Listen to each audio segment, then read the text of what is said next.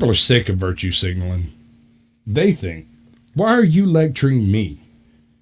You're going to an award ceremony in a limo, and you're telling me to recycle? Hardly. That's Ricky Gervais. I don't know where that was at, but it's at the place where things happen.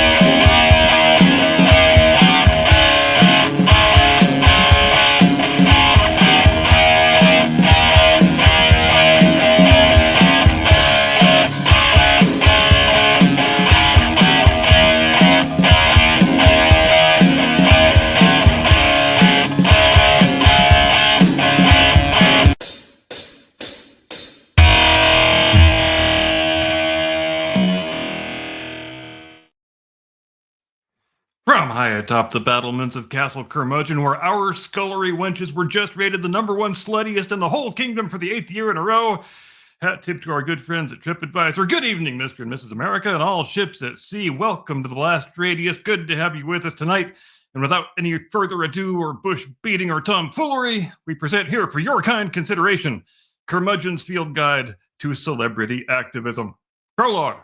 When actors ranked just above pickpockets. There was a time, not so very long ago in the grand sweep of things, but far enough removed that it may as well be the Bronze Age to modern sensibilities, when the acting profession occupied a social station roughly equivalent to that of a traveling card sharp or a riverboat gambler or a gentleman who insists on explaining cryptocurrency to strangers at dinner parties. Which is to say, it was tolerated, it was occasionally amusing, but these people were not to be trusted with anything of real consequence. In the 18th and 19th centuries, actors were widely regarded as fairly morally dubious figures. They were itinerant by necessity, dependent on public favor, prone to scandal, and engaged in the peculiar occupation of pretending to be other people for money, a line of work that in most other contexts would have been considered grounds for legal inquiry.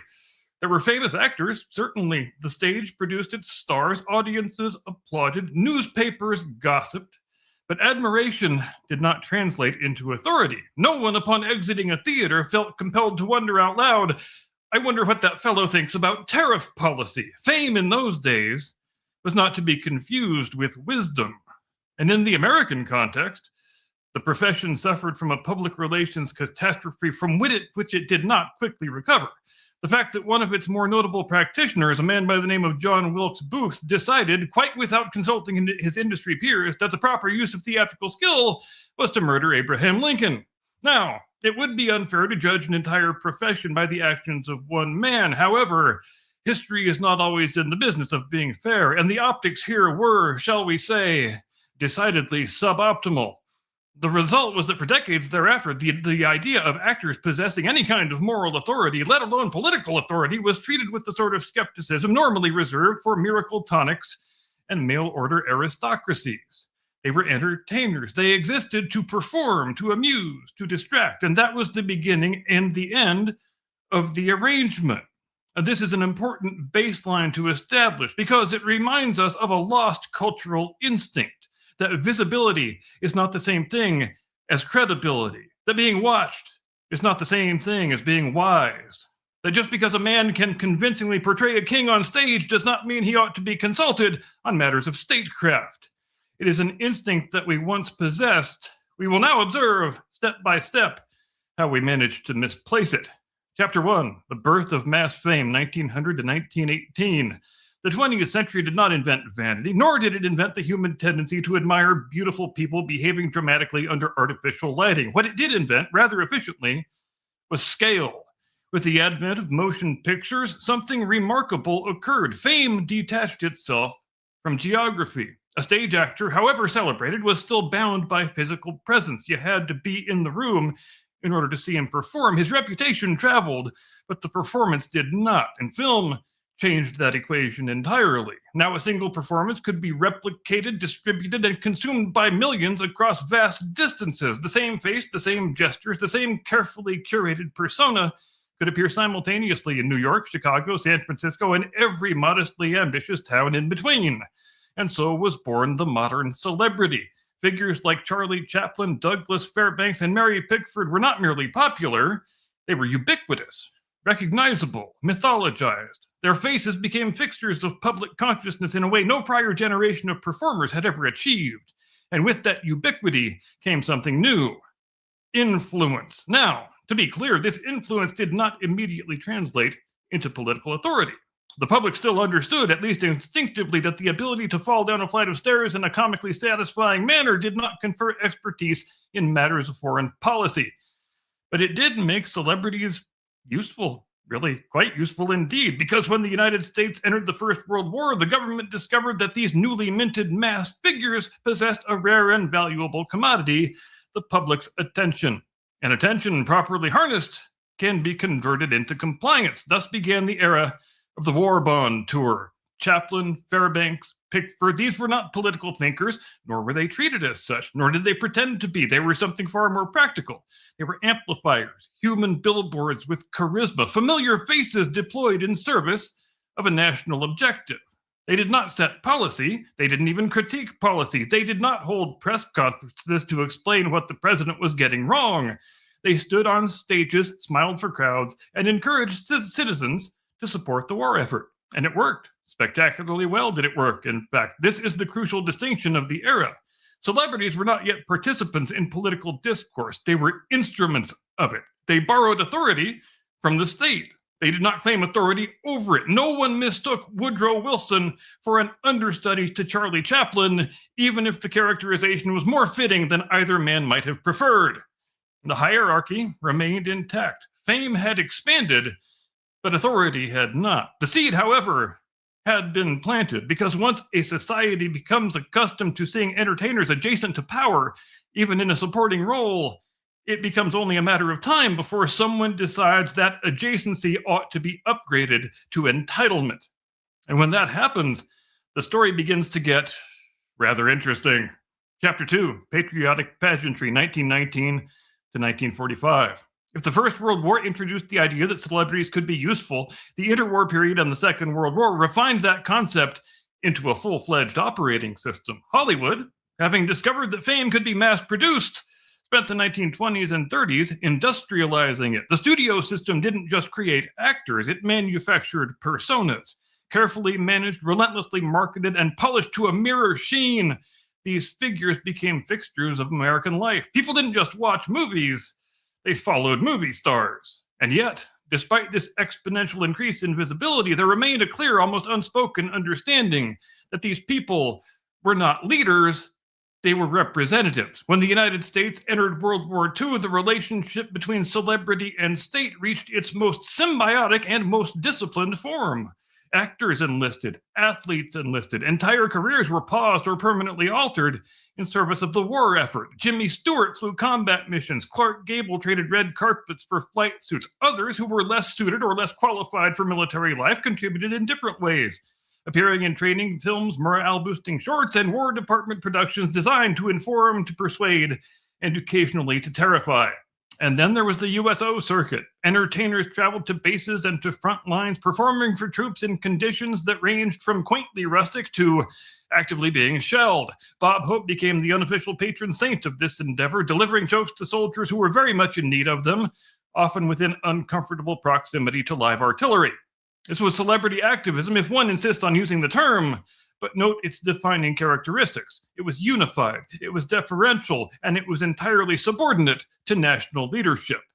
No one in Hollywood is holding press conferences to explain how Franklin D. Roosevelt ought to be prosecuting the war. There were no impassioned monologues from leading men about alternative strategies for the Pacific Theater, no actresses issuing statements about the moral ambiguities of the Lend-Lease program. The celebrity's role was not to shape policy, it was to support it, and, crucially, to embody it. They served as living proof that the war effort transcended class and profession, that everyone from factory workers to film stars was pulling in the same direction for the same cause. It is difficult to overstate how different this is from the modern conception of celebrity activism. There was no expectation that fame conferred independent moral authority. There was no performative outrage cycle. There was no sense that the actor, by virtue of being widely recognized, possessed a unique insight into matters of geopolitics. There was instead a kind of disciplined patriotism, one that understood both the power and the limits of public influence. Celebrities were at their most powerful when they stayed in their lane, and for a time, they managed to do that. But peace, as it so often does, would complicate matters. Because once the existential clarity of wartime fades, people begin to look around for new sources of meaning, new voices to follow, and new figures to elevate. And increasingly, those figures would come not from government or industry, but from the silver screen. Chapter 3, The Cold War Tightrope, 1945 to 1960. If the war years represented peak discipline, the early Cold War years were about balance, delicate, occasionally awkward, and always, always under surveillance. Hollywood emerged from World War II at the absolute height of its cultural power. The studio system was still intact. Movie stars were national icons, and American films were one of the country's most effective exports. But there was a catch. In the emerging ideological struggle with the Soviet Union, culture itself became a battleground. And that meant celebrities were no longer just entertainers, they were symbols, which is a polite way of saying everyone was watching them very, very closely. In the late 1940s and 50s, saw the rise of anti-communist scrutiny, most notably through the activities of the House Un-American Activities Committee. Hollywood found itself under a microscope, with writers, directors, and actors being called to testify about their political affiliations, their acquaintances, and in some cases, what they had for breakfast in 1937. Careers were made, unmade, and occasionally incinerated. The result was not a surge in bold political expression, but quite the opposite.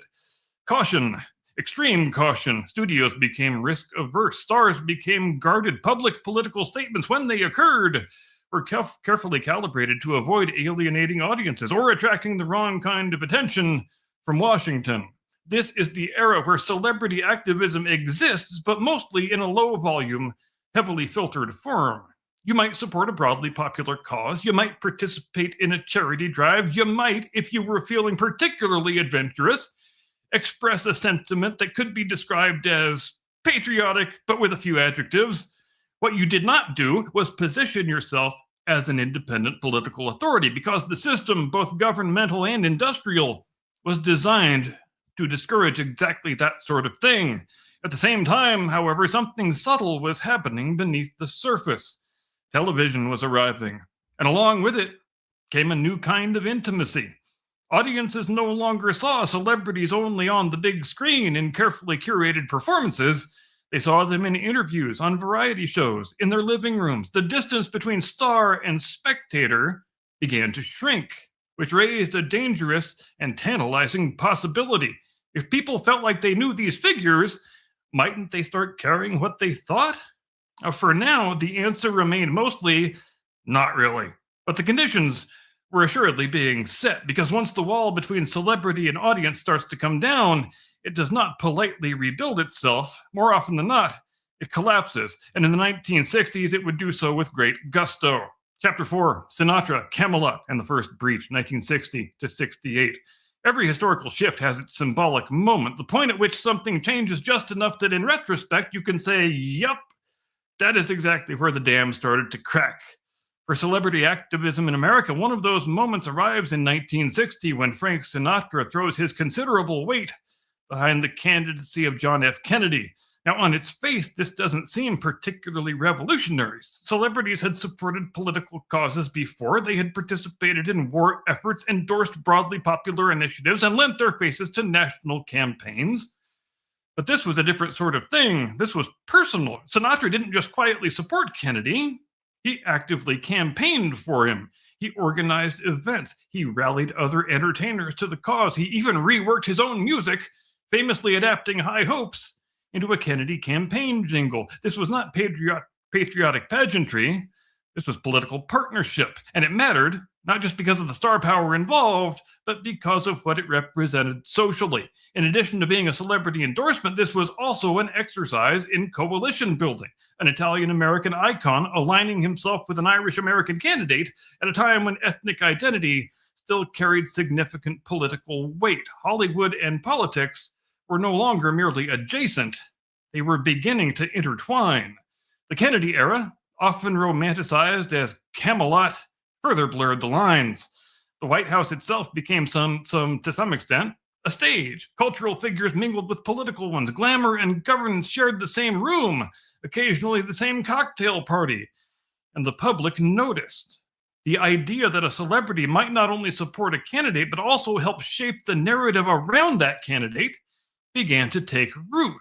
But, and this is crucial, the boundaries still existed. Sinatra was influential, yes, certainly very visible, but he was not presumed to be any sort of policy expert. He was not delivering lectures on fiscal policy or foreign affairs. His role was amplification and not authorship. He helped to sell a product. He did not claim to be the one who designed it. That distinction would not survive the decade, because the 1960s, as a general rule, were not particularly interested in distinctions, boundaries, or moderation.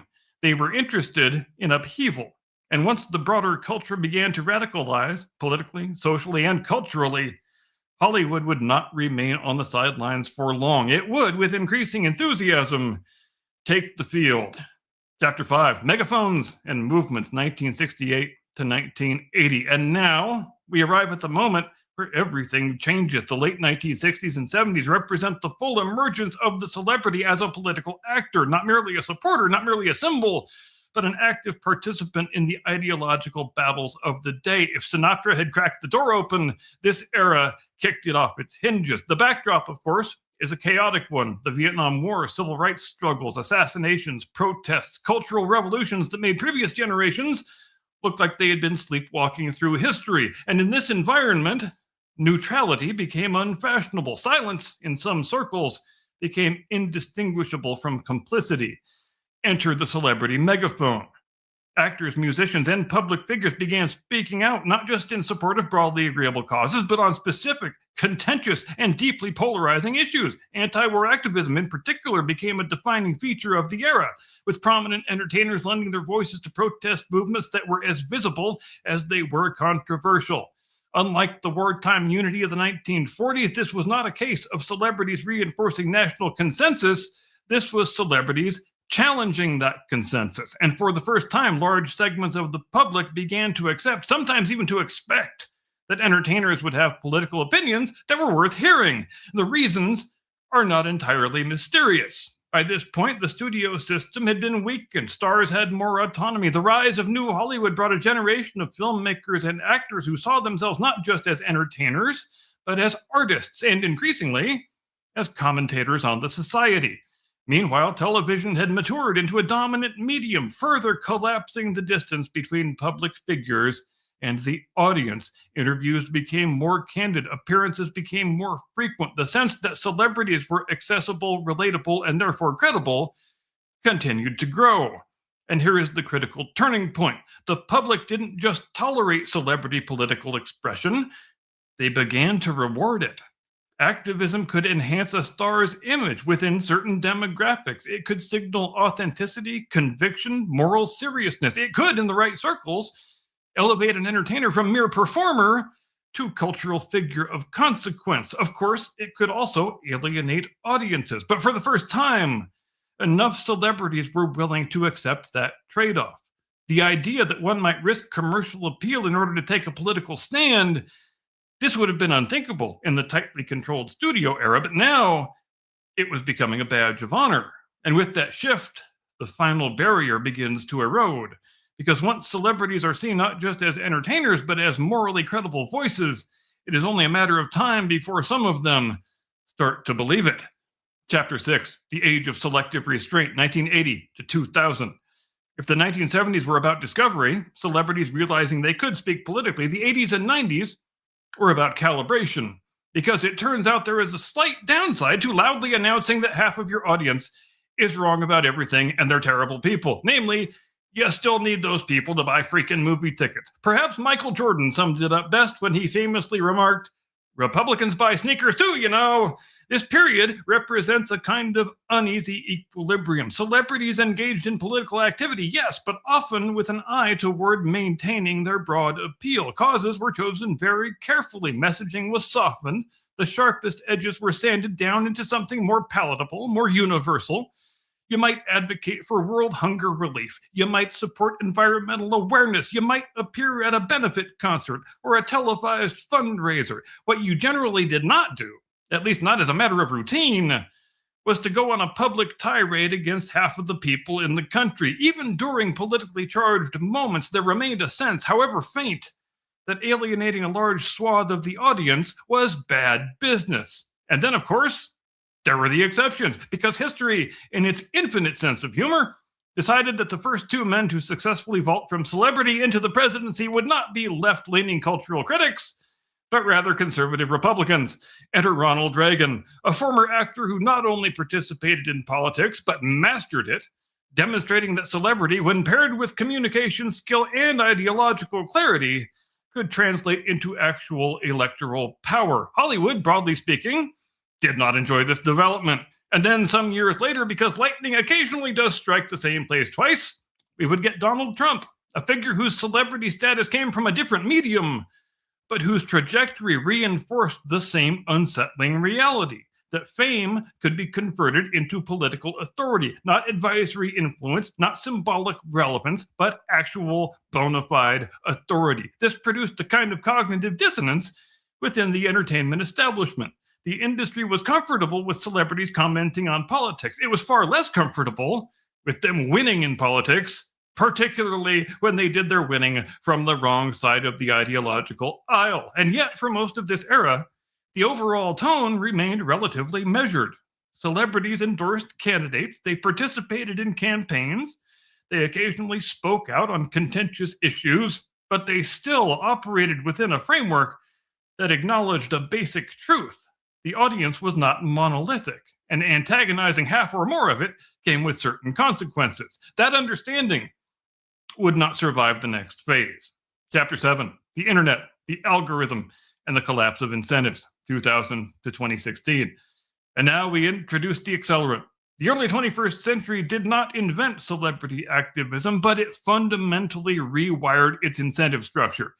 So first enter the internet, and more specifically, enter social media. For the first time in human history, celebrities were no longer dependent on studios, networks, or publicists to communicate with their audience. They could speak directly, instantly, and without any filtration to millions of people, which sounds in theory like a democratizing miracle. In practice, it turns out to be a bit more like handing a megaphone to a chimpanzee. Platforms rewarded engagement, engagement rewarded outrage, outrage rewarded visibility. And visibility, as it turns out, is the oxygen of celebrity.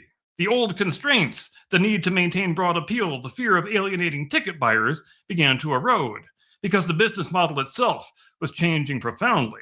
Attention became the currency, And nothing generates attention quite like a strongly worded opinion. Celebrities began to discover that taking firm, highly visible stances on political and social issues could dramatically increase their relevance in this new digital ecosystem. Likes, shares, retweets, these became the new applause. Nuance, meanwhile, was less, shall we say, algorithmically efficient. There is also the era where activism becomes increasingly performative, not necessarily insincere, but optimized for visibility rather than persuasion. Statements are crafted not to convince opponents, but to signal alignment to allies. I believe in current thing becomes less of a punchline and more of a business model. And here is the key shift. The downside risk of alienating part of your audience diminishes if your core audience becomes more ideologically homogenous. Entertainment consumption fragments, audiences self-sort. Entire industries begin catering to specific demographics rather than to the mythical everyone, which means a celebrity no longer needs to appeal to the entire country. They just need to dominate their little corner of it. And in that environment, there is less and less incentive to moderate, to hedge, or to restrain oneself. The system begins to reward certainty over curiosity, assertion over inquiry, volume over thought. By the mid-2010s, the transformation is nearly complete. All that remains is for someone to light the match. Chapter 8, The Age of Moral Exhibitionism, 2016 to the present. And light it they sure did. The post-2016 era represents the full maturation, if that's the word we're going to use, of celebrity activism as a constant, performative, and often aggressively partisan presence in public life. The guardrails are gone, the incentives are clear, and the volume knob is permanently set to 11, maybe 12, maybe 13. In this environment, a celebrity's public identity is no longer defined solely or even primarily by their professional output. Increasingly, it is defined by their political posture. Not just what they believe, but how loudly, how frequently, and how emphatically they declare it. Social media have collapsed the distance between thought and publication. Every reaction can be broadcast instantly. Every event demands a statement. Silence is interpreted as complicity, hesitation as weakness. And so the system rewards those who are most willing to participate in the ritual of declaring allegiance, denouncing the opposition, lather, rinse, repeat. This is where we might arrive at what could be called the Moral Purity Olympics, in which public figures compete, implicitly or otherwise, to demonstrate their alignment with the prevailing sentiments of their chosen audience. And yes, this often includes the ritual denunciation of figures like Donald Trump, not merely as a political opponent, but as a kind of symbolic villain totem pole whose condemnation serves as a shorthand for broader moral positioning. Now, to be clear, celebrities are citizens. They are entitled to their opinions. They are perfectly free to express them. The question is not whether they can speak. It is whether the system now encourages them to speak well. And here, the results are decidedly mixed, because what we frequently observe is not informed advocacy, but confident generalization, not careful reasoning, but emotional assertion. Complex issues reduced to slogans that fit comfortably within a character limit, and perhaps most notably, an unmistakable sense of unwarranted self-importance. The assumption that visibility equates to insight, that recognition confers authority, that being listened to frequently is the same thing as being worth listening to. It is, in many ways, the logical endpoint of a century-long evolution, from disreputable outsiders to patriotic participants to cautious endorsers to full-time commentators and finally, self-appointed moral arbiters of the national consciousness. And like all such evolutions, it tells us at least as much about the audience as it does about the performers, because none of this really works unless people are willing to take it seriously. Epilogue: the applause and the authority. And so here we are, a world in which actors and singers, people whose professional expertise lies in memorizing lines and hitting marks, are routinely treated as though they possess unique insight into governance, economics, foreign policy, and indeed the general condition of mankind, which is not to say they are incapable of insight, only that their profession does not inherently provide it. What has changed over the course of this long and winding journey is not the intelligence of celebrities, although, let's face it, they are almost certainly far more ignorant and credulous than they used to be. It is rather the perception of their authority. Once upon a time, fame was understood as a kind of spectacle, entertaining, impressive, but ultimately separate from the serious business of running a country. But then it became useful. Then it became influential. Then it became persuasive. And finally, in some quarters, it became authoritative. But authority, real authority, has traditionally been rooted in knowledge, experience, and accountability. Things that are not automatically conferred by a successful filmography or a platinum record. The modern celebrity activist exists in a peculiar space, enormously visible, widely heard, but not meaningful, accountable for being wrong. And in that environment, confidence flourishes, certainty abounds, and humility tends to wander off in search of better working conditions. So by all means, let the celebrities speak. Let them advocate, endorse, opine, and occasionally embarrass themselves in front of millions. That, after all, is their right. But perhaps, just perhaps, we might consider returning to a slightly older and sturdier standard. That being famous does not make you wise, that being visible does not make you correct, and that ability to deliver a convincing performance is not the same thing as telling the truth. And with that, ladies and gentlemen, we close the book on this week's field guide, having traced the arc from disrepute to dominance, from silence to sermon, from the stage to the soapbox. Thank you, as always, for your kind attention, and I now duly transmit you into the custody of my distinguished colleague, your illustrious co-host, the one and only, your friend and mine, Mr. Caucasian Sasquatch. Tactical nuke incoming!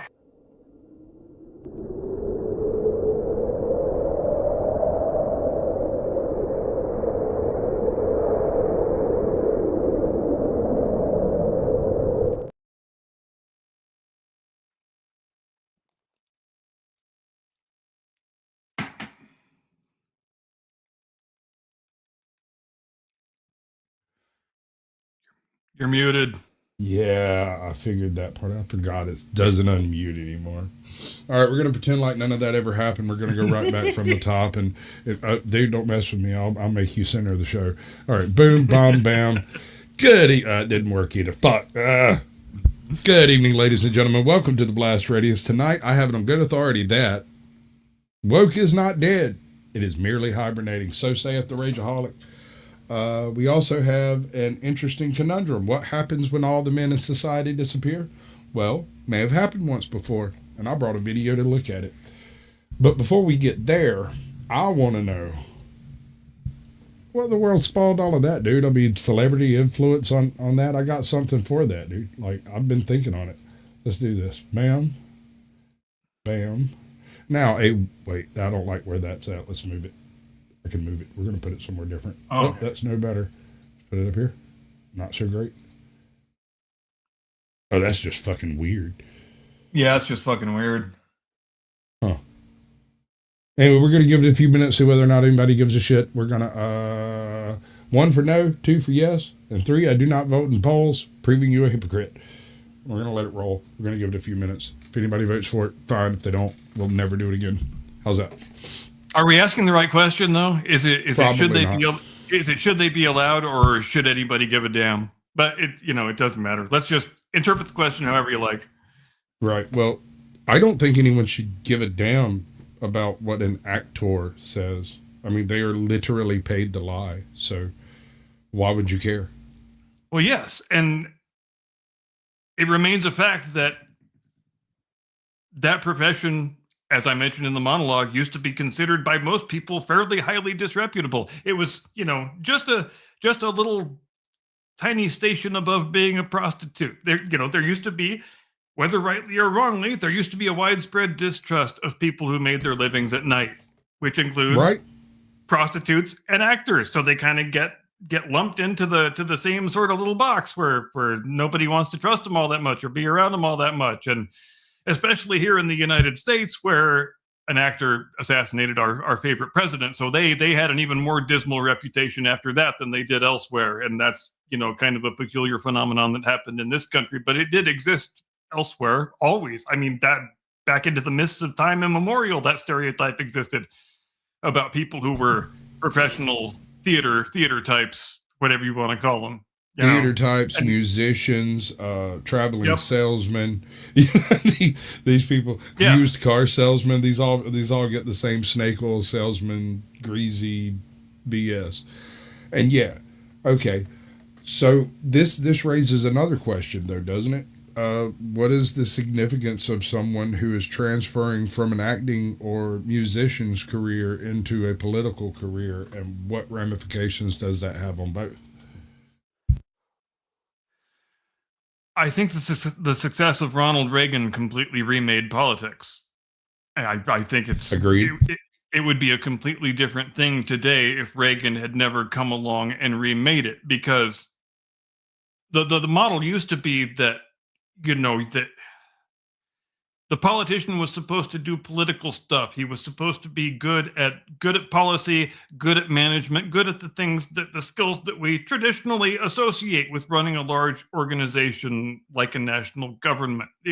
To the extent that they had to be public figures, had to be put on film, had to be on the radio, had to speak in public. You tried to manage that well enough so they just wouldn't do themselves any harm or embarrass themselves. But along comes Reagan, like a bolt out of the blue, and that's the best part of his game.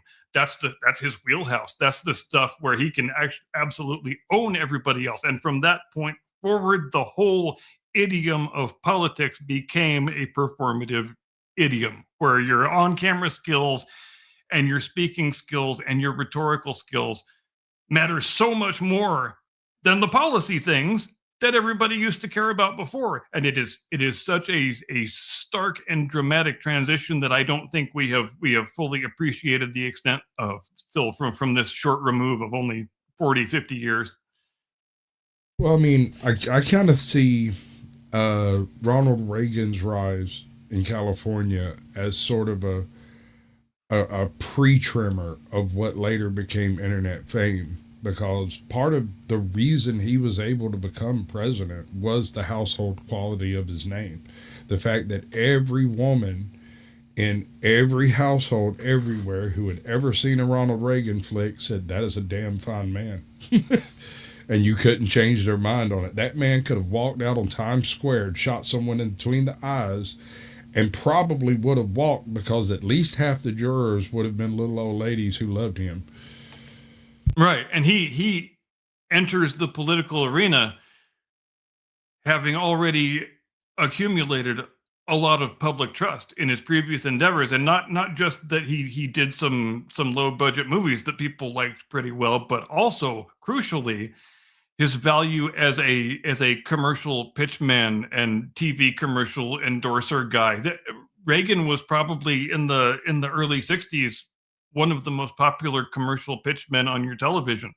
Even if he wasn't starring in a show on your television, he was in probably one out of every 3 commercials. You know, Chesterfield cigarettes and Right? I forget the other products that he was a pitchman for, but that was one of the big ones. And you couldn't watch TV for an evening without seeing Ronald Reagan at least half a dozen times, and that counts for something. It has to.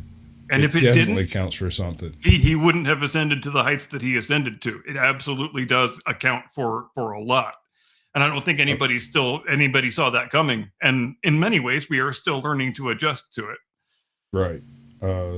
It's rare, and I think, to come across a celebrity a politician who's a celebrity first, but it is less rare now than it once was. Although I wonder if a certain amount of celebrity didn't always or usually start as the springboard for political careers. I mean, there's at least a dozen cases of it, not necessarily as high an echelon as the presidency, but, you know, local politics are chock full of people who used to be performers of some type. Right, particularly people who used to be on the local news and they run for the local seat in Congress or the local a mayoralty or some office like that. That's become fairly common, fairly ubiquitous. But I got one for you.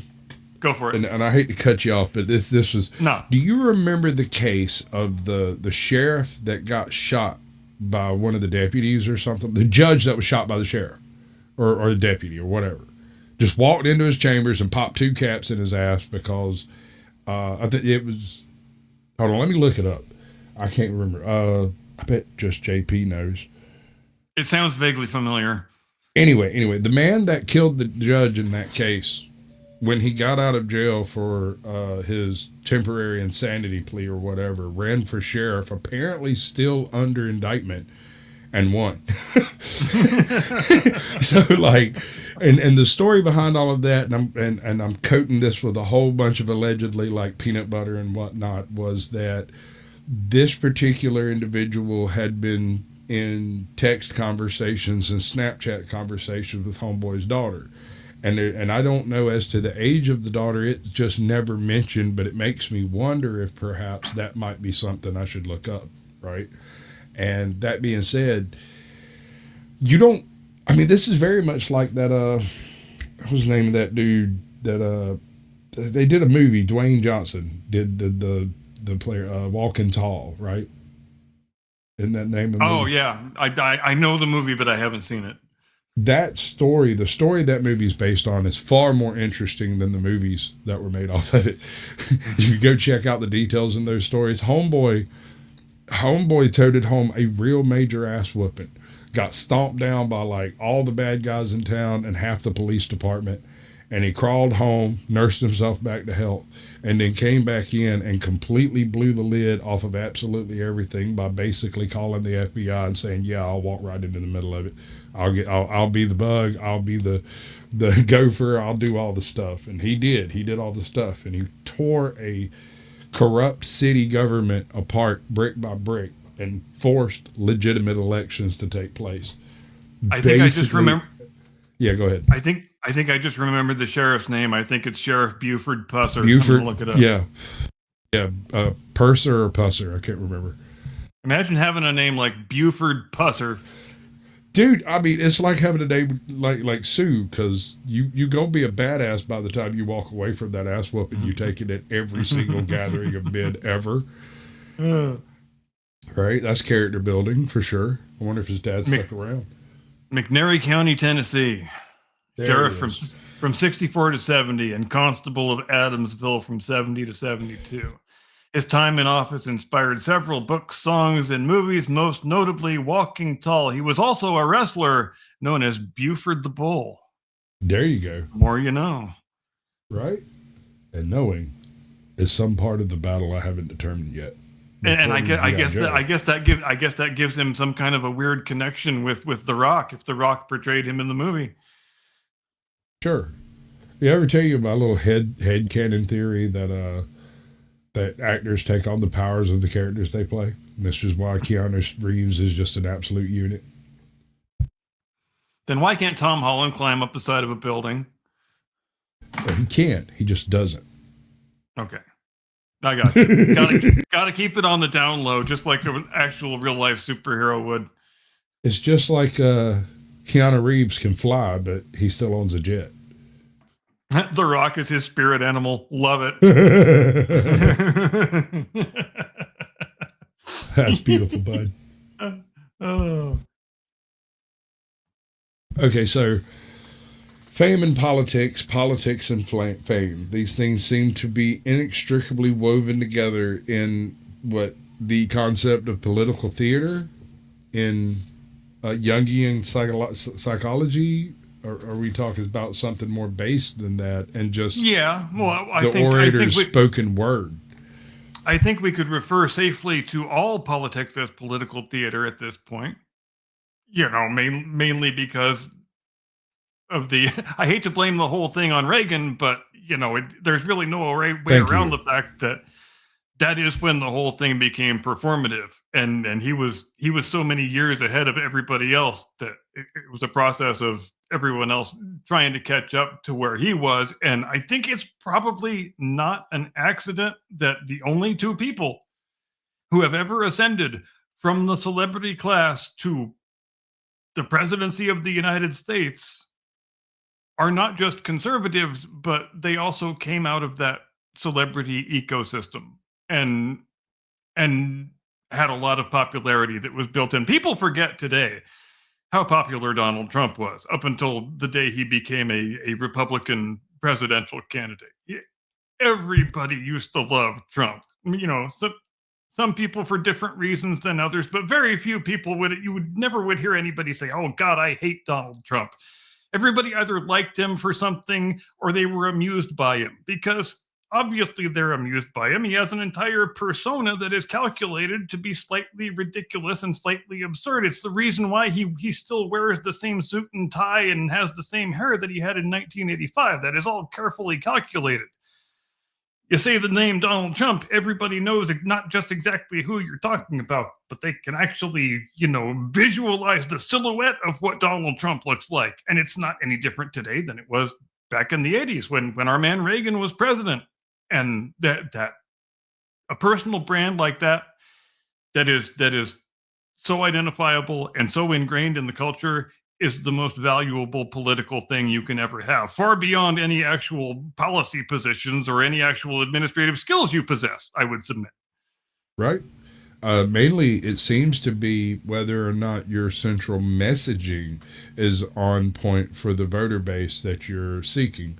So if you're doing the Democrat thing, you kind of have to do the identity politics and reparations dance and racism dance. But if you're doing Republican stuff, you've got to be like Second Amendment and constitutionalist and all of that. God, family, country, yeah. God, family, country, exactly. And Trump doesn't really do that super well. He's more of a New York liberal. Yep. Like, I would almost argue he's closer to center of the road than most of the MAGA people out there. Oh, absolutely. Without a doubt. I don't know whether I believe or don't believe the idea, which I've heard. It's been out there for a while, like that when Trump entered politics, that he wasn't. I mean, it was widely known that he's never been particularly religious, but some people say now that he actually has developed more of an affinity with Christian belief than he ever possessed before he became a Republican, candidate for office. And it's a fascinating possibility, and maybe I would trend to start thinking in that direction too if I had survived an assassination attempt that narrowly as he did, because that's got to create some pretty wild thoughts in your head, I would think. I don't want to find out, but when it's that fractions of an inch and one little tiny head movement right at the end, I mean, that has got to make you think some pretty serious shit afterward. I think so too. Let's see. Okay, so that didn't do it. How do I end the poll? I can move it and do stuff. That's a good question. I can hide it. There it is. No, it's not gone. It's still there. Oh. I can even turn it back on if people want to vote 1, 2, or 3 right quick. It'll register backstage and I can see it because it's still right there. Right. But I don't know how to end the poll. Do I hit a new poll? No, that gives me a second poll. Now I don't know how to. Let's cancel that. Oh, I remember now. But it doesn't post any results. Okay, that's a weird widget. I'll play with that later. We'll figure it out. Does it maybe just stay active until the end of the broadcast? That's probably what it is. But I mean, you've got the ability to do like 4 polls at a time, I think, and that would be kind of busy on the screen. So definitely. What's up, Just JP? Welcome in. Barbie Sasquatch, good to see you. Piker Broadcasting Service. We had a question for you while you're doing your intro monologue. What was it? What kind of jersey is that? Channel logo. Yeah, but I mean the jersey cut. Is that hockey? Is that rugby? Is that what is that? Yes. Hockey. Hockey. That's what I thought. But I didn't want to answer it without you. Like Mr. Chris Schneider. Chris. I don't know. Anyway, he wanted to know what kind of jersey you were wearing, and it is a hockey jersey, sir. Well, that was an easy question. We like them easy, the same way I like my women. We do. Have I ever told you how I like my women? I heard Eric Swalwell likes his women that way too. I like my women just like I like my coffee, hot, sweet, and creamy. Was there any chance that Swalwell was going to escape this program without me mentioning his name? No, there was not. He's even in the ticker down here because his local constituents are trying to convince him not to run or to step down from his position. Oh, he's finished, dude. And Yeah, what he's a so what a screwed. what an incredible miscalculation on his part, because I don't know what kind of a political operator he thinks he is, but let's just talk about some facts. Fact number one: if you are that kind of man who behaves in a sexually boorish fashion on the regular, who basically tries to bang every woman he's ever been alone in a room with, that's the type it seems like we're dealing with here. If I'm wrong, I'm wrong, but I have a pretty strong inclination that that's the I kind of feel type. targeted. That's the type we're dealing with here. But dude, why did you think you got to be upwardly mobile? Why did you think you get to run for governor? Because you know what? None of this shit is a secret. Your behavior is not a secret. The people in your own party, they've known about this for a long time. Nothing is secret in Washington. You can't behave that way to that extent for that long without people knowing about it, especially not in a town like Washington. But if that dude would have been content to know where his ceiling is, to know that his ceiling is dim-witted backbench member of Congress who gets sent out to do the very unimportant cable news hits that the actual party leaders can't be bothered with. If you were willing to stay in your lane and recognize where your ceiling is, they would have kept covering for you forever. You could have kept this job until you were 80, 85, 90 years old. You could have sexually predated every single woman you wanted to. They would have kept covering for you, but you tried to be upwardly mobile, and that's not your lane. And now they have to destroy you because now they view you as an inconvenience. Now they see you splitting the vote. They know you're not actually going to be the governor, but they see you there splitting the vote, actually creating the specter of the Republicans actually taking the California State House. And we can't allow that. We got to chuck you out the window now. And let's remember also what kind of a precedent the Democrats established for themselves in terms of these types of allegations of sexual malfeasance when they defenestrated Al Franken for pretending to cup a woman's boob. Yeah. Right. Painted yourself into a bit of a corner there, guys. All I'm saying. So, this kind of dovetails pretty nicely into my whole woke discussion because essentially the entire woke movement was driven almost entirely by online and celebrity endorsement concepts. This may have been, and also college campus and celebrity endorsements on that side too. Definitely. And Well, yeah, so- they've built a very effective ecosystem for themselves, and that's, it has a lot of tentacles that reach into a lot of places and a lot of things. No, it's just one very effective method, and I have 2 letters for it. It's called HR. Mm-hmm. And you find an HR department in every single corporation, company, or mom and pop shop that's got more than 6 employees. You have an HR department, and their job is basically to ruin the company. Exactly. And that is why capturing the colleges and the universities was such an important part of the project, because once you have turned the colleges and universities into, woke leftist madrasas, then all the graduates you churn out of those colleges and universities, you can send them out like little time bombs into every HR department in every corporate boardroom in the country, and just wait for them to go off. And you're right. The ultimate objective is destabilization and destruction of existing institutions by any means necessary, but to no particular end, because people who are motivated by the desire to destroy don't really think about what comes after. And that's really where we are with the, if you want to call it, the mainstream of American leftist thought at this point. They are so busy wanting to tear things down, they don't think for a moment what kind of world they want to live in afterward. And it's a bit of a problem, and it winds up with half the people in the country being fucking nihilists, and it's not a good way to live. Well, you end up with half the people worried about only what comes after, and the other half of the people worried about destroying what we have here now so that they can experience what comes after. And in almost every case, it's very similar to the Rhodesian Revolution, the South African Revolution. Well, yeah, and Zimbabwe. Oh, you already Zimbabwe? said Rhodesia, so never mind. You already said Rhodesia. Yeah, but I mean, you can make the argument that it was the Zimbabwe Revolution. But yeah, it arises from the same attitude that right. everything that exists here currently is inherently evil and irredeemable. So it has to be destroyed, and the destruction is the only thing that matters. And then you look up after you've destroyed everything, and oh man, all of our domestic food production is gone. How the hell did that happen? Now we're all going to starve, but at least we achieved our ideological aims, right? So let's all high five each other as we become cannibals, I guess. Basically, I mean, ask President Barbecue what to do. So we have Mr. Ranger Holic over here, and the title of this video is "Woke Media Isn't Dead, It's Hibernating."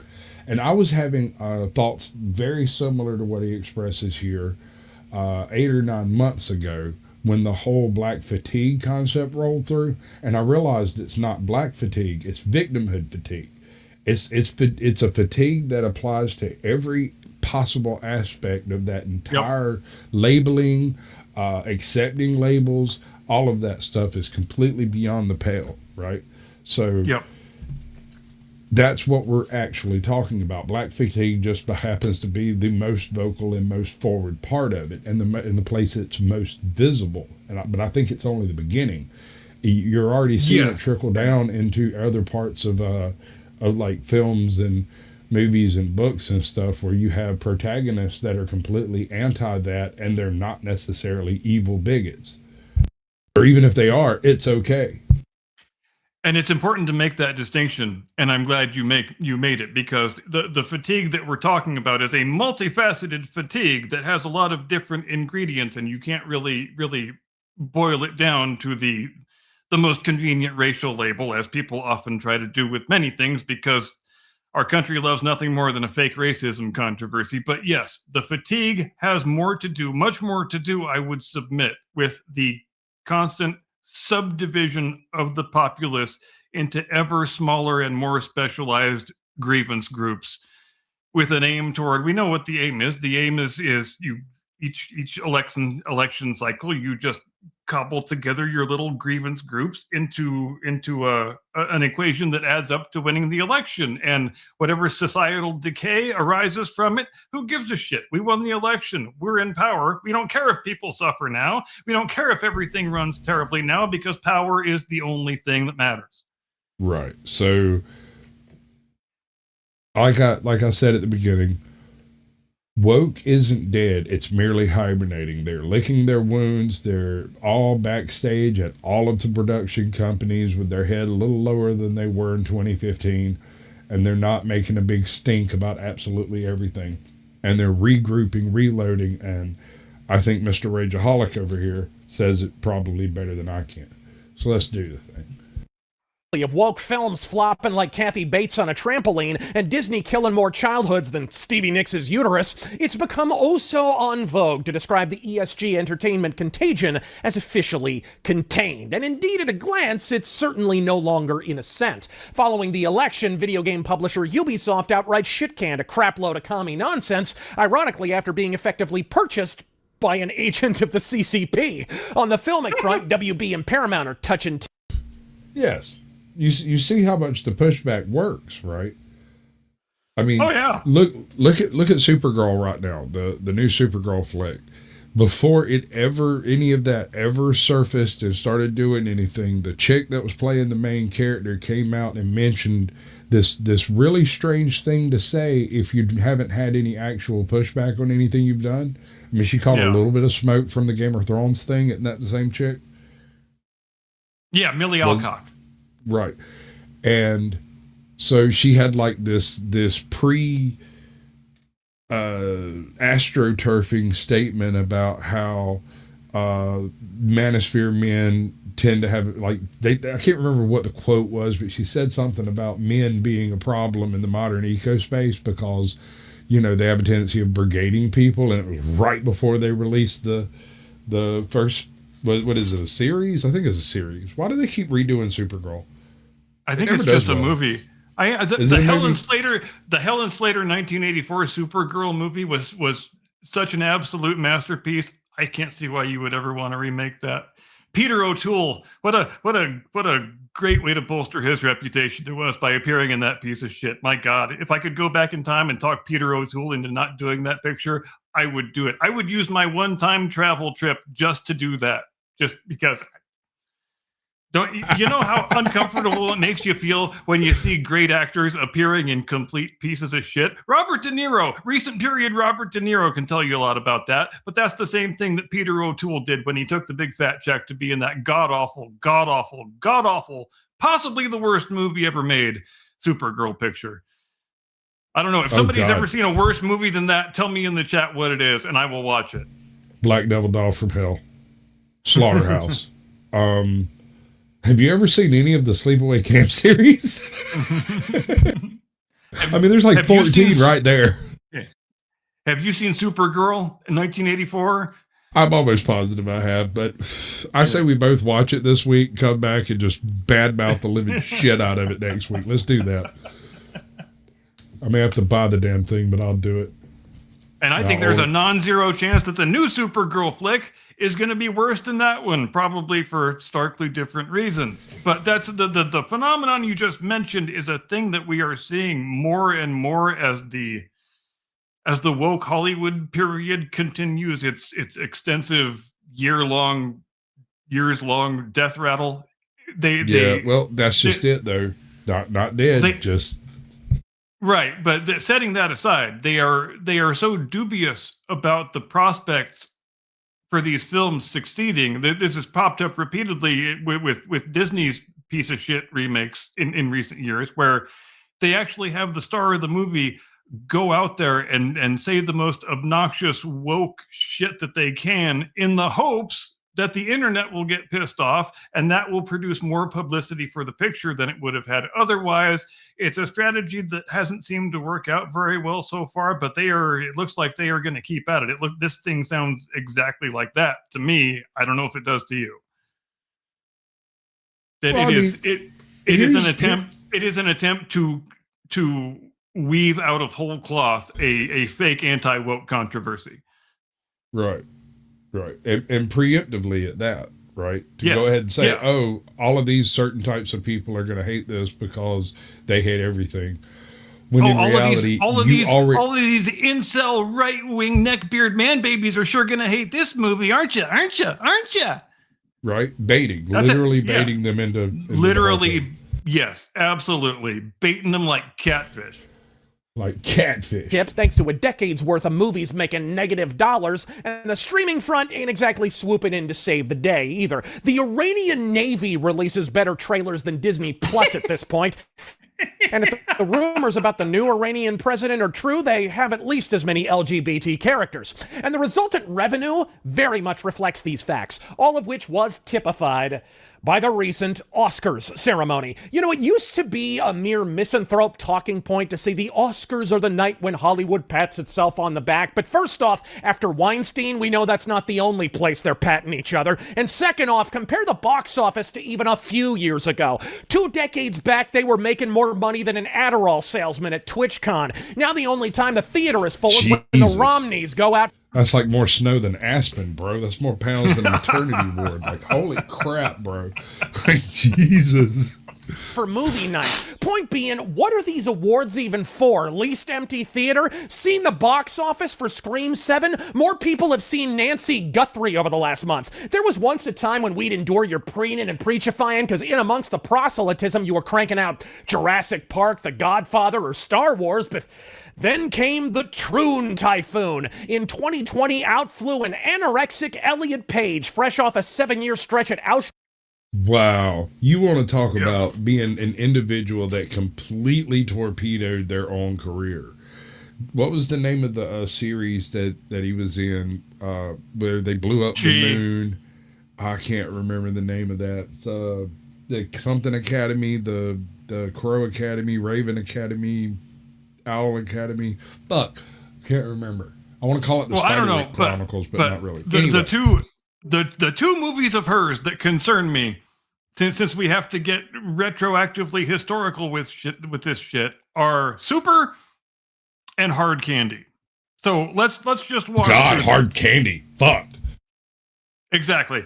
So what we've done here with Ellen Page, who wants to call herself Elliot now, and whatever, I guess that's her business, but she decides that she is swapping her gender, and then everybody in Hollywood has to go and edit the credits on all of her previous pictures so that it makes it look like it was actually a male playing these female characters. So the point I'm getting at, in the movie Super, in specific, where a still female Ellen Page rapes Rainn Wilson's character, there's no other word for it.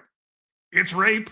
It's a male on female rape scene, but am I supposed to retroactively view that as a homosexual rape now? Because that makes me very confused. And Hard Candy, that's a story about gay pedophilia now? Is that where we are? Because they edited the credits on that one too. How am I supposed to feel about any of this? What is supposed to go through my head as I am watching these movies whose makers are trying to tell me that this actress is actually a dude, and I should view this entire arrangement completely differently than I have previously. That's a hell of a thing to put on an audience, I think.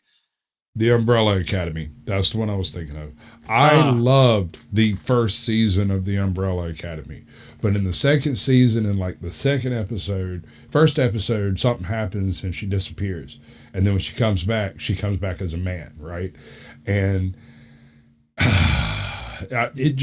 all right, I don't care. I didn't care to begin with. They could have handled that in a single scene where it's like, okay, well, I'm a man now. Okay, fine, whatever. We move on and do the same fucking show we were doing before. But no, the rest of that became all about the entire woke karate concept, and that whole season went to shit in a bucket right out the gate.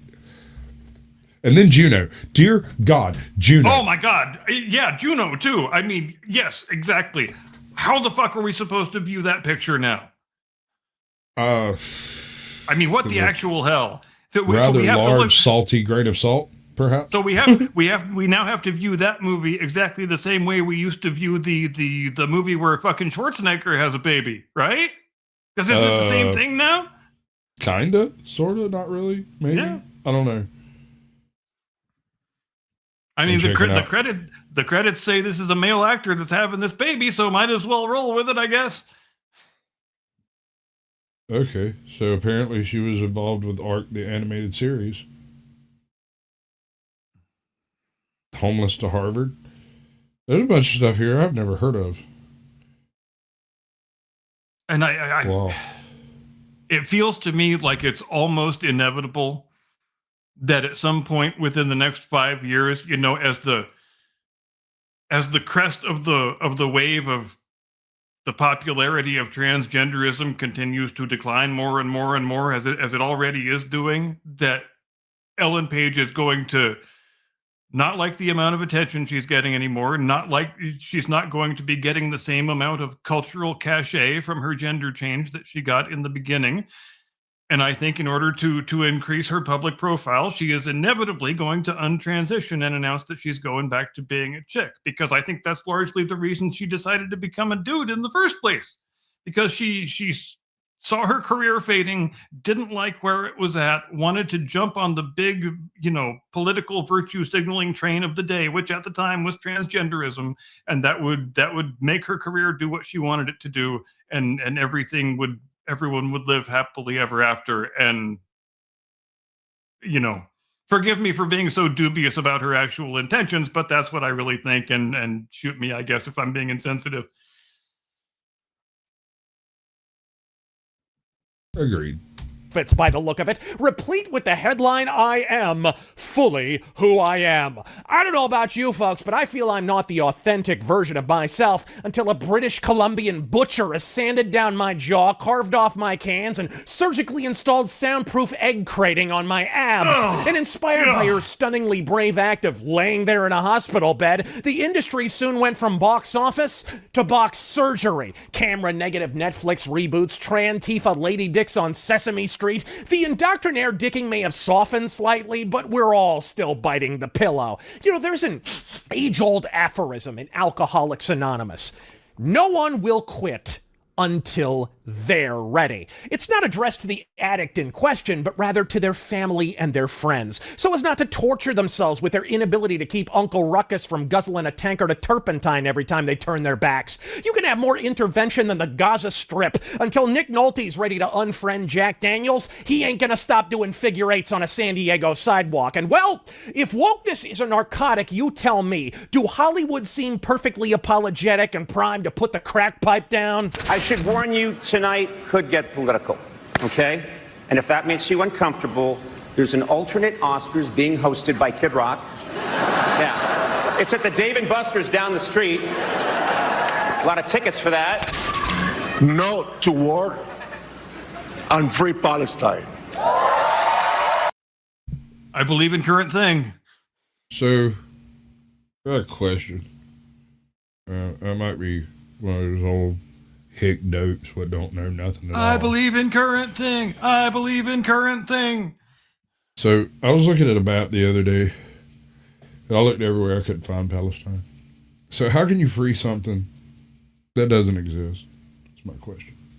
Yep. Is that a thing? Well, and if it did exist, it would be right there. It would be tinier than that little dot that signifies Tripoli. Right? It's inside the Tripoli dot. Actually, there is a dot for Gaza, but no Okay. Palestine. I don't see it. But anyway, okay. Yeah. Good talk. There's only 8% of films that were made by women. Mm-hmm. And that's a 7-year low. Mm. I mean, what do you think that says? I'm thinking about whether to say this. Say it. I think that it's fine. Like when we make little movies, cute, you know, or like go make your little movie. It starts to get dangerous when women have their hands on a lot of money. You know what you're saying? You're saying it's a tiny percentage, but look at how many of those movies were movies that made an impact. Like if you've had your mouth shut for so long, almost like a geyser, like having your hand on something. Well, when it bursts, it's going to come out really powerfully. It She wants comes to out have and her ruins hand- she every wa- single she wa- IP in existence. She wants to have her hand on a bursting geyser. I feel like we're hearing a certain amount of repression here. Yeah, maybe so. And Also- with a lot of energy. Gross. When did Maggie Gyllenhaal start looking like someone's grandma? We're old, sir. Get over it. Jesus. Yes. What? Nothing. And I don't know if I've said this out loud before. Again, maybe I'll get in trouble, but I actually think that when I really became a director was actually, I think, the first time, that the morning that Trump was first elected. I think I was like, I have a lot more to say than I've been saying.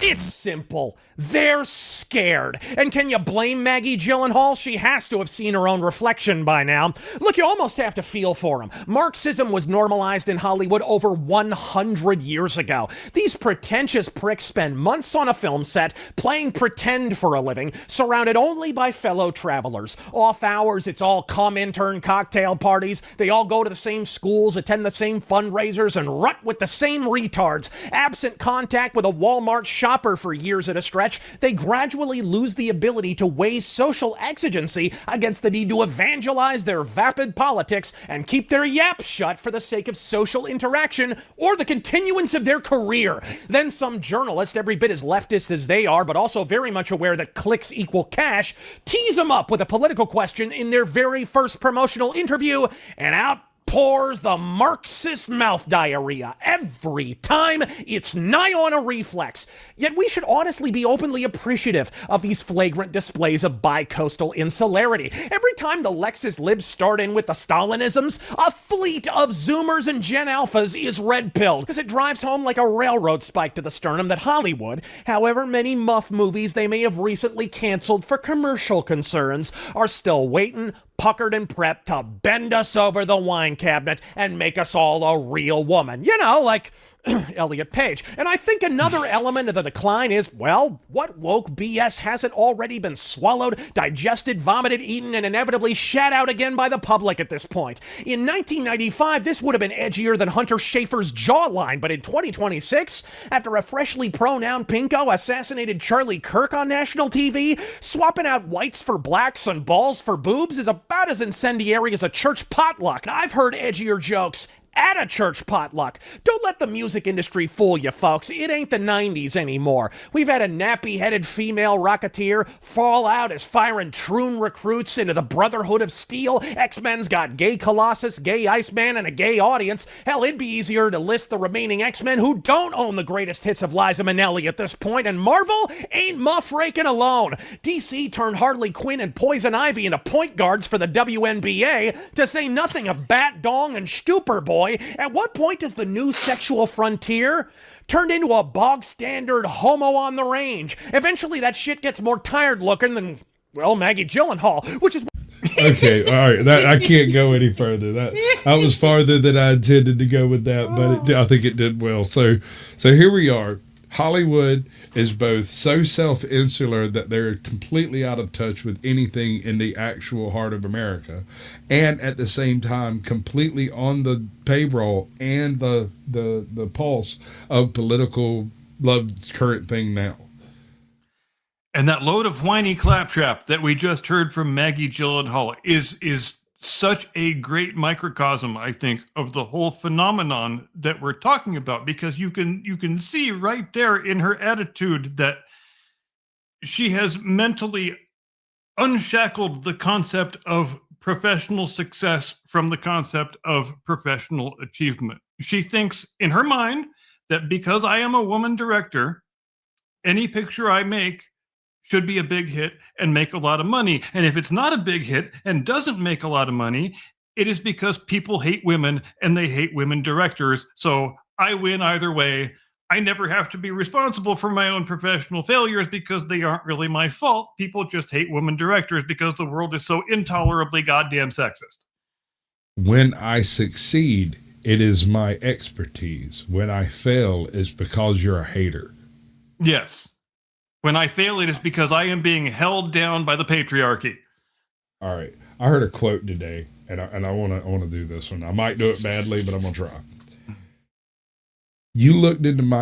I looked into your cup to see if you have enough, but you looked into my cup to see if I had more than you. And that is the distinction between these people and those people when it comes down to it. Any sense at all? How long do you think the woke Hollywood era will end when the pictures that are already in production wind up getting finished and released? Will we see a clean break there? Because we're starting to see lots of personnel turnover. A lot of the most notorious studio executives are starting to fall by the wayside. So it looks like there is a desire in these corporate boardrooms to pull back from this stuff to some extent. So do you think there will be an identifiable breaking point in the near future, or do you think it will be more of a slowly sustained death rattle? So if this was a viable business proposition that would work and stand on its own, you would have networks breaking away from Hollywood to perform these actions on their own, and they would be profitable ventures that wouldn't need any explanation. However, they are not. And so instead, they subvert the profitable IPs available in order to broadcast their political message and try to indoctrinate an entire generation of people because superheroes are gay. You're exactly right. If this stuff was as broadly appealing as they insist it is, then they wouldn't have to hollow out existing popular, well-respected IPs into skin suits for woke-tardedness and stuff them full of wokeness and throw them out there and trying to make their money on the reputation that this brand or this IP previously had. We can just stuff it full of our politics and people will still like it, right? But no, they won't. They will actually hate it because they can see what you're doing and they don't want you to do it, and they've had just about enough of it. Let's consider Black Snape for a moment. The left, these wokerati individuals cannot seem to conceive of why Black Snape took such a huge backlash, and they just can't grasp why people cared enough to have something to say about it. They don't get it. And really what it comes down to is there are very few things more English in the modern world than Harry Potter. Quidditch matches, the entire backdrop of that entire fantasy setting. And while we don't have a necessary issue with there being black wizards, we have a problem with a distinctly white English gentrified individual being race swapped because why? I mean, if you'd done Sirius Black, we could have at least applied a misunderstanding of reading the literature to it, and it wouldn't have had nearly as much of a backlash. And plus, that would be Harry Potter's godfather, and it would have, they still would have bitched, but it wouldn't have been as serious a thing. Sirius Black is the quintessential stiff school teacher. The whole English boarding school concept of very, very strict and stern rules, that was Sirius Black. And casting a black man in a white role in that case actually oversteps some sort of subconscious line that causes people to do like the uncanny valley thing and flinch away from it. Yes. And it is even worse when you start reaching into actual history and race swapping real historical figures like we have seen the BBC do repeatedly in recent years with their Black Anne Boleyn and all. I can't even think of all the white female historical figures they have tried to turn black in the last decade, but it's not a small number. Queen Charlotte, they tried to turn her black too. Queen Charlotte, Anne Boleyn, they're not the only ones, but William it is a recurring theme.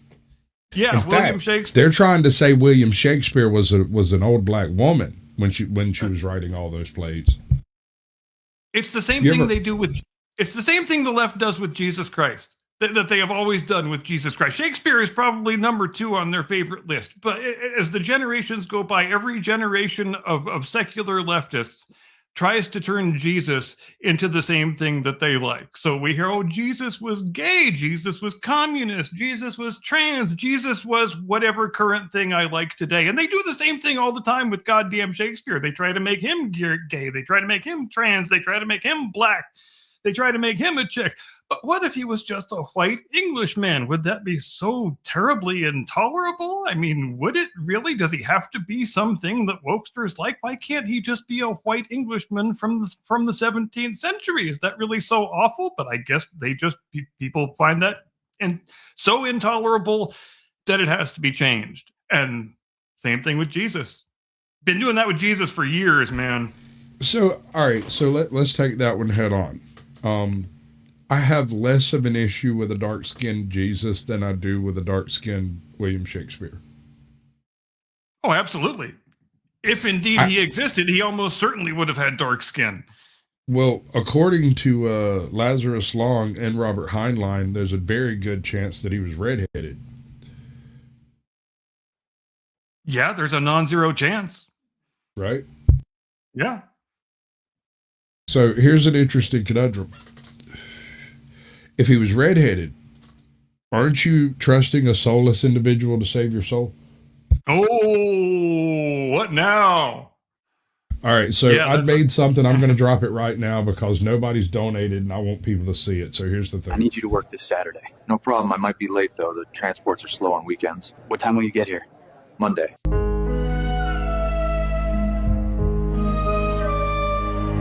Your Majesty, what do you think about Luke? I think he's a loser.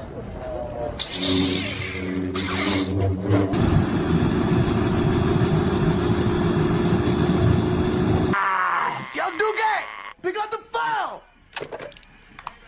Matthew. What's up?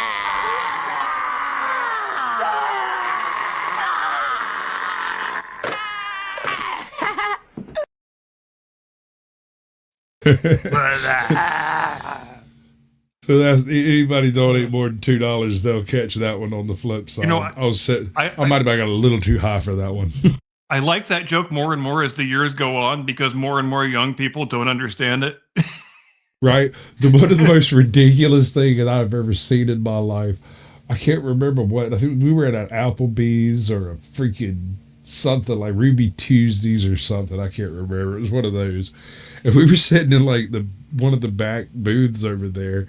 And one of the guys next to me, in the booth next to me, looked over at the guy with him and was like, "What's up?" And the other guy said, "What's up?" And it went all the way around the restaurant except for like a few tables that had young people at it. They were looking around Yep. What the hell is going on?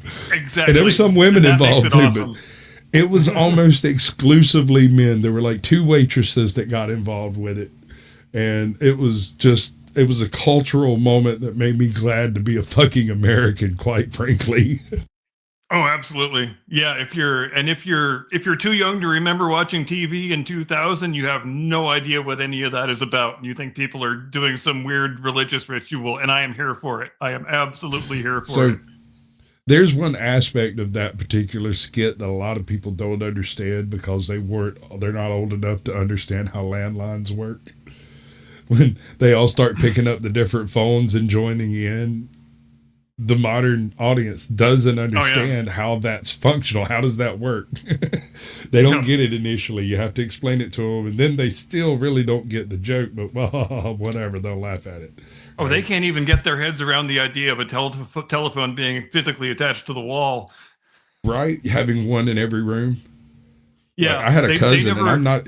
He worked for the phone company, and so one of his flexes was the fact that he had a telephone in every single room of his house.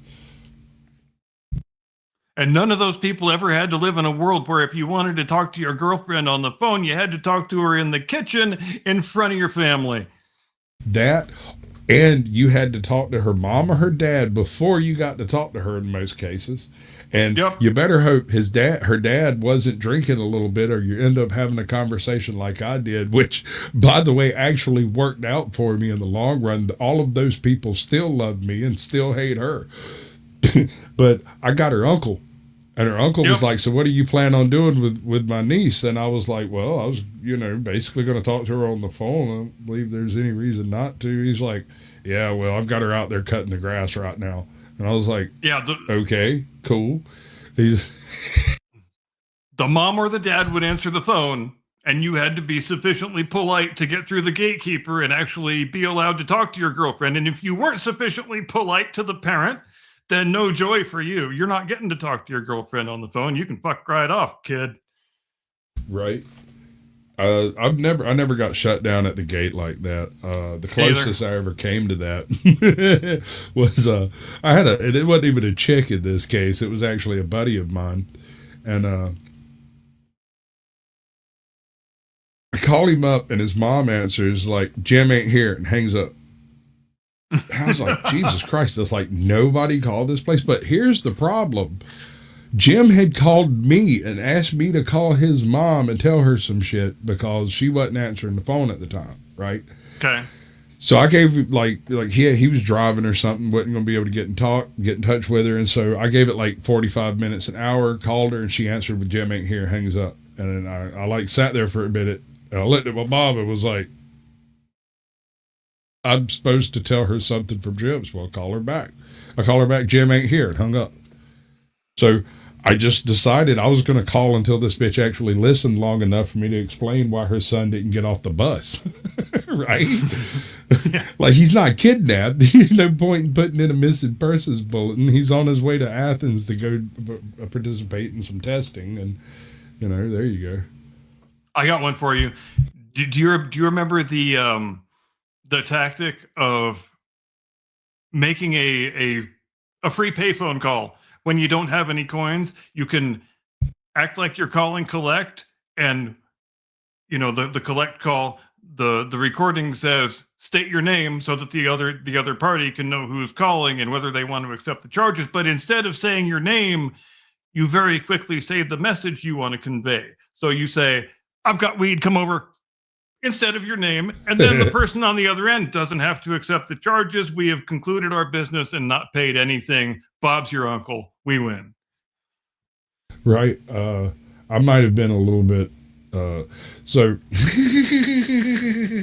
I had access to the front office, so I never made payphone calls anyway. I always went up to the office and talked to the folks up there and used the phone.